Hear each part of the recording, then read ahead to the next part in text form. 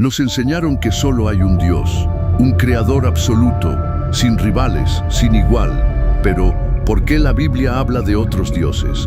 Versículos que pocos se atreven a leer en voz alta, frases que parecen contradecir todo lo que creímos entender. No tendrás otros dioses delante de mí. Dios preside en la asamblea de los dioses. Dios en medio de otros dioses. ¿A quién se refería realmente? Detrás de estas palabras se esconde un misterio que cambió la historia del mundo. Un secreto que fue ocultado, distorsionado y casi olvidado, porque antes de que el hombre hablara de un solo Dios, existieron muchos. Hoy vas a conocer su historia, y cuando lo hagas, entenderás por qué el mundo nunca volvió a ser el mismo. El enigma escondido en las Escrituras. Si leemos la Biblia con atención, descubrimos algo que muchos pasaron por alto. Dios no solo advierte, no tendrás otros dioses delante de mí. También leemos, Dios preside en la asamblea de los dioses, en medio de ellos juzga. ¿Te diste cuenta? No dice ídolos, dice dioses, y no habla de metáforas, sino de una asamblea, un lugar donde el Dios Supremo se levanta en medio de otros seres divinos. Pero aquí ocurre algo fascinante.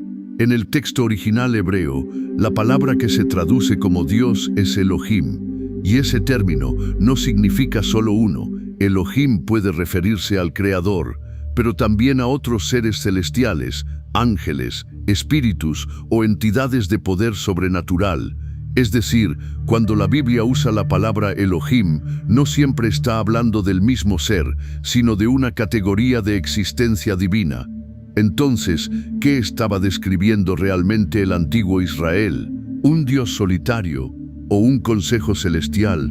Una especie de familia divina con diferentes rangos, misiones y voluntades. Los antiguos sabios lo insinuaban, los profetas lo vieron en visiones, y los escribas, con el tiempo, intentaron simplificarlo, porque tal vez el mundo aún no estaba listo para comprenderlo. Pero esas pistas siguen ahí, escondidas entre líneas, esperando que alguien las lea sin miedo. Porque si lo que los textos dicen es verdad, entonces la historia del cielo no es la que nos contaron. El consejo divino, el secreto del Salmo 82. Imagina esto, un trono majestuoso rodeado de seres de luz, voces que resuenan como truenos, y en el centro, Dios mismo, sentado sobre su trono, presidiendo una asamblea que pocos recuerdan. El consejo divino, el Salmo 82 lo describe claramente. Dios preside en la asamblea de los dioses, en medio de ellos juzga. Este versículo, oculto a simple vista, revela que desde los tiempos más antiguos los hebreos creían en una corte celestial, una reunión de seres divinos que servían, representaban y ejecutaban la voluntad del Altísimo. No era un panteón politeísta, sino un orden jerárquico espiritual, donde el Dios Supremo Yahvé, el Eterno, reinaba sobre todos los demás Elohim. Muchos teólogos modernos, como Michael Heiser y estudiosos de la Biblia hebrea, han redescubierto este concepto olvidado, que en los textos más antiguos el cielo era descrito como un reino organizado, una familia divina, donde cada ser tenía su lugar, su misión y su libertad. En los escritos del cercano Oriente Antiguo, como los textos de Ugarit o Babilonia, también se hablaba de concilios de dioses, reunidos en torno a un Dios supremo que gobernaba sobre los demás. Pero la diferencia es que en la Biblia, ese consejo no era una competencia, sino una extensión del poder del único. Los Elohim menores eran designados como guardianes, encargados de naciones, estrellas o elementos. Algunos eran mensajeros, otros vigilaban el curso de la historia humana. Era un orden perfecto, una armonía entre lo divino y lo creado, hasta que algo cambió, porque en algún punto del tiempo, algunos de esos seres dejaron de servir y comenzaron a querer ser adorados. Y fue entonces cuando el consejo divino se fracturó. Su recuerdo empezó a desvanecerse, y el hombre olvidó que alguna vez existió un cielo con muchos tronos y un solo rey sobre todos ellos. Los dioses caídos, de seres de luz a enemigos del Creador. Pero el cielo no siempre permaneció en armonía. Entre esos seres de luz hubo algunos que olvidaron quién los había creado. Comenzaron a admirar su propio brillo, y en ese instante el reflejo de la gloria se convirtió en sombra. Querían ser algo más que mensajeros, querían ser dioses. Las antiguas escrituras lo insinúan una y otra vez. En Génesis se narra cómo algunos de estos seres, llamados vigilantes, descendieron a la tierra, fascinados por la belleza humana. Y allí corrompieron lo que era sagrado, enseñando a los hombres secretos que no estaban listos para conocer. El libro de Enoc, uno de los textos más antiguos del mundo, describe cómo estos vigilantes trajeron conocimiento prohibido, la magia, la guerra, la vanidad, y cómo sus descendientes, los Nefilim, llenaron la tierra de violencia y caos. Fue entonces cuando la humanidad comenzó a rendir culto a los caídos, a esos falsos dioses que exigían sacrificios, templos y adoración. Nombres como Baal, Astarte, Molec y Shatar, figuras que dominaron reinos enteros, mientras los profetas clamaban en nombre del Dios verdadero, abandonaron al Creador y se postraron ante las obras de sus propias manos. En la Torre de Babel, el orgullo del hombre y la rebelión de los cielos se unieron. El hombre quiso subir y los dioses caídos quisieron bajar, y en ese encuentro la confusión se extendió por toda la tierra. Los pueblos se dispersaron, cada uno con su lengua y con su propio Dios. El plan perfecto del Creador había sido fracturado. La humanidad quedó bajo la influencia de seres que se hacían pasar por divinos, pero que en realidad buscaban algo muy humano: poder, culto, dominio. Y aunque fueron expulsados de la Asamblea del Altísimo, su eco siguió resonando entre las civilizaciones. Sus templos se alzaron, sus símbolos se multiplicaron, y su historia fue disfrazada de mitología.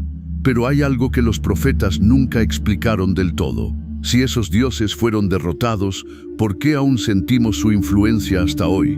Y si hasta ahora esto te está sorprendiendo, imagínate lo que viene. Dale like y seguí viendo, porque estamos a punto de entrar en una parte que pocos se atreven a contar. Los dioses que nunca murieron. Durante siglos, los nombres de Baal, Astarte y Molec fueron sinónimos de oscuridad. Los profetas los denunciaron, los reyes los combatieron, y el pueblo los temía. Pero la pregunta que casi nadie se atreve a hacer es esta: ¿realmente desaparecieron o simplemente cambiaron de rostro y de nombre? Baal, el dios de la tormenta y del dominio, era adorado por su poder sobre la fertilidad y los cielos. Hoy su símbolo, el toro o el becerro de oro, sigue apareciendo en monumentos, corporaciones y rituales modernos. Su esencia nunca fue destruida, solo se adaptó. Astarte, la diosa de la belleza, la guerra y la sensualidad, fue una de las más veneradas del mundo antiguo. En su honor se levantaban templos, se ofrecían danzas y sacrificios, y aunque sus altares fueron derrumbados, su culto no murió. Hoy su influencia se esconde tras los velos de una cultura que adora la imagen, el deseo, la fama. Una sociedad donde la belleza se convierte en religión y el cuerpo en altar. Y luego está Molech, el dios que exigía sacrificios humanos, especialmente de niños. Su figura es una de las más aterradoras de toda la Biblia, pero incluso su sombra parece extenderse hasta nuestra era. En prácticas donde la vida es despreciada, donde la inocencia se vende por comodidad o poder. Los nombres cambiaron, las máscaras son distintas, pero el mismo espíritu sigue activo, alimentándose de la adoración inconsciente del hombre moderno. Porque hoy el mundo ya no se postra ante ídolos de piedra, sino ante ideales, poder, dinero, placer, control. Los templos no están en montañas sagradas, sino en pantallas, edificios y corazones. Y el incienso ya no es humo, sino la atención y el deseo de millones. Entonces surge la gran pregunta: ¿y si estos dioses antiguos nunca murieron? ¿Y si simplemente adoptaron nuevas formas para seguir gobernando desde las sombras?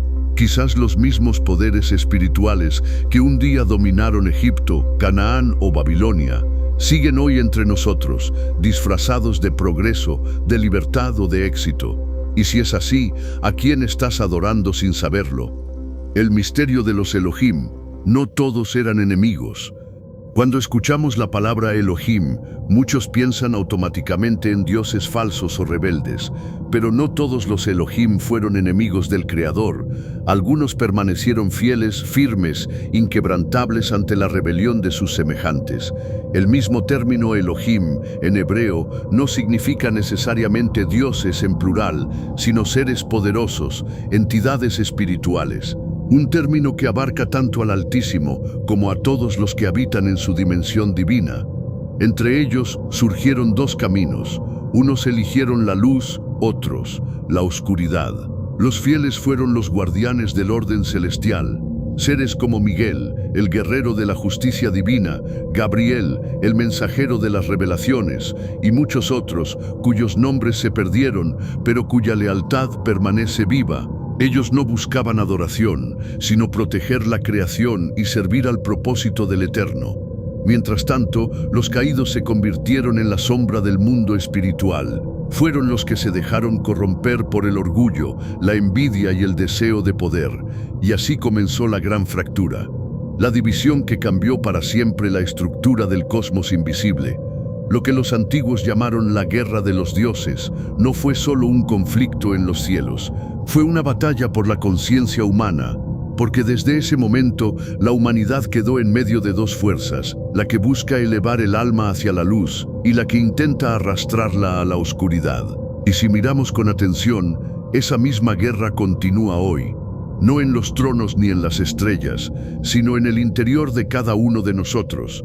Cada decisión, cada pensamiento, cada deseo es una pequeña chispa de esa batalla eterna.